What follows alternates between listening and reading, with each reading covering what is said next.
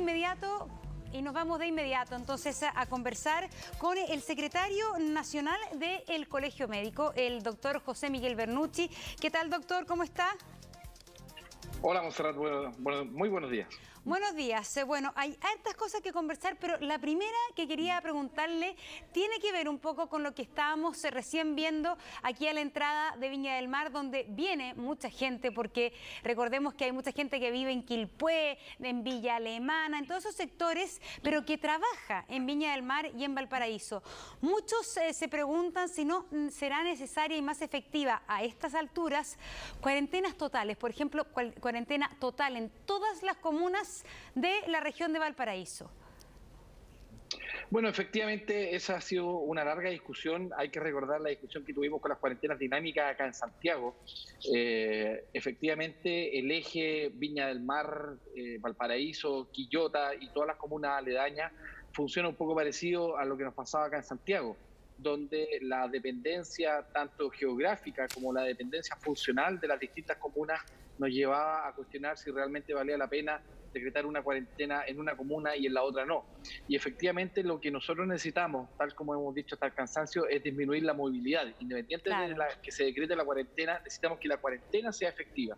Y hemos recordado cómo la cuarentena acá en Santiago, la movilidad ha disminuido entre un 10%, un 40% de las comunas más, pero necesitamos que esa movilidad se reduzca alrededor de por lo menos un 70%, si no nos va a pasar lo mismo que nos está pasando acá en Santiago, que ya llevamos casi 5 semanas de cuarentena y prácticamente todavía, como nos pasó ayer, los casos van al alza.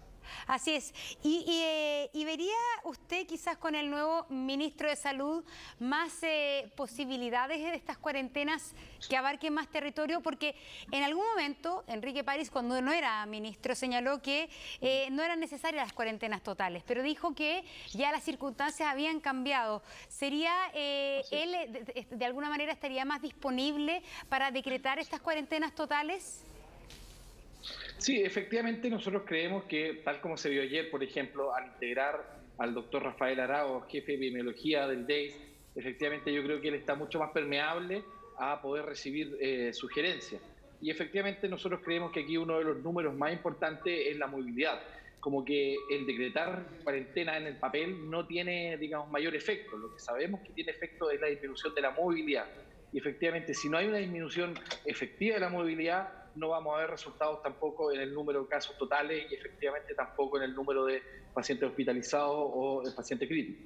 A ver, a propósito del DEIS, que en el fondo es el organismo encargado de la metodología, de las estadísticas del Ministerio de Salud y que ayer acompañaba entonces al nuevo ministro de Salud en la conferencia de prensa. Hay mucha confusión, yo creo que en la ciudadanía respecto a cuántas personas han fallecido en nuestro país producto del coronavirus. La cifra oficial es un poquitito más de 3.000 personas, 3.300 personas. Sin embargo, el día sábado o viernes en la tarde se informa que el DEIS, que es propiamente la institución encargada de las estadísticas del Ministerio de Salud, estaba informando de 5.000 personas las que habían fallecido producto del coronavirus en nuestro país. ¿A qué cifra hay que creerle? Bueno, la verdad es que nosotros efectivamente, tal como han dicho múltiples organizaciones y como también lo ha dicho el Consejo Asesor, de hecho el mismo viernes en la mañana salió la última minuta del Consejo Asesor, aquí la cifra que sirve para tomar decisiones es la cifra del DEIS y que es la cifra que se ajusta a los requerimientos que hace la Organización Mundial de la Salud.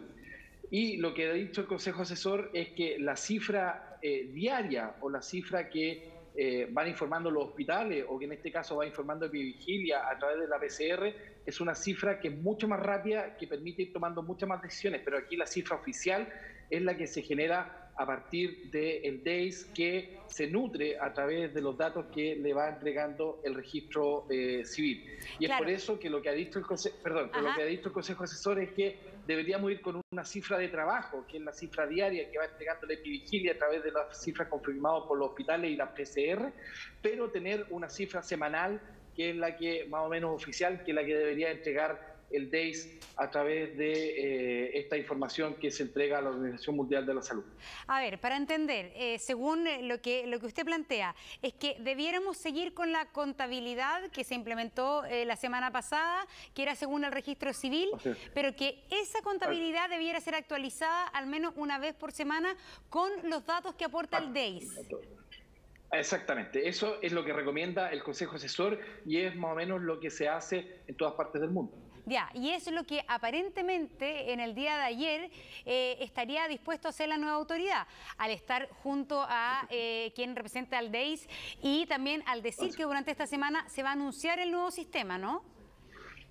Probablemente ese es el camino. Hay que recordar que esto es una pelea que se ha dado en varias partes del mundo, los datos se van ajustando, pero que el mismo Consejo Asesor Técnico, quien tuvo, digamos, una minuta especial encarecida a este tema, y probablemente las decisiones sean mucho más, tengan mucho más fortaleza tomarlas en base a las cifras oficiales del DEIS más que a cualquier otra cifra de trabajo.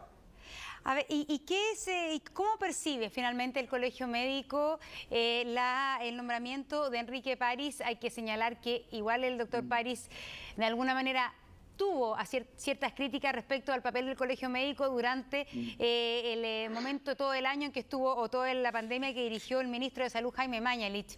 Hoy día hay de alguna manera buena disposición mutua o también hay ciertos recelos previos. No, para nada. Hay sumamente buena disposición y yo creo que efectivamente es mutua. A ver, yo creo que el cambio del doctor París, y sea o no el doctor París, sea cualquier otra persona que se encuentre en el lugar donde está él, esto yo creo que permite un punto de inflexión, esto es como casi un nuevo amanecer. ¿Ya? Donde creemos que más que el cambio de cara o el cambio de nombre del ministerio nos permite hacer un cambio de estrategia y un cambio organizativo de cómo se estaba enfrentando la pandemia. Ya vimos los primeros signos de eso con la inclusión de la Xochimilco, por ejemplo, con la inclusión de un epidemiólogo jefe como el doctor Arao. O sea, ya vemos que con solo signos que son muy superficiales, por decirlo de alguna forma, ya hay algunos cambios. Lo que tenemos que ver ahora también es el cambio de estrategia. Tenemos que generar efectividad en las cuarentenas, tenemos que generar el cambio de estrategia desde una inmunidad de rebaño a una inmunidad la estrategia de testear, trazar y aislar. Entonces yo creo que efectivamente ya hay los primeros signos de apertura. Nosotros tenemos entendido que nuestra presidenta ya se comunicó con el doctor París, hay una invitación a participar y por lo tanto efectivamente esta apertura, este cambio en el diseño y en el enfrentamiento ya estamos viendo los primeros signos de aquello. A ver, hay una pregunta que yo creo que se hacen muchos chilenos y es ¿cuánto tiempo perdimos en este combate contra el coronavirus? Hay cifras que se dieron a conocer el fin de semana que la verdad son bastante desalentadoras. Chile está entre los 6 países del mundo con mayor número de contagios por millón de habitantes. ¿Cómo pasamos de ser de alguna manera un país donde, como lo decía el ministro Mañalich, éramos ejemplo en Latinoamérica, a ser entre los 6 países del mundo con mayor número de contagios por millones de habitantes?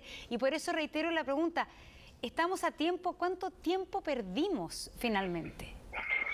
Bueno, probablemente hubo el enfrentamiento inicial, en realidad los supuestos iniciales eran los que no estaban de forma adecuada o del diseño total. Por lo tanto, uno si cuenta desde el primer caso hasta los números actuales, probablemente son 3 meses. Ahora, en estricto rigor, la fase de aceleración, que fue lo que nos está entregando los números actuales, son probablemente desde la tercera semana de abril, y eso prácticamente es casi un mes o un mes y medio. Pero efectivamente aquí habían signos, digamos, que no se tomaron en cuenta.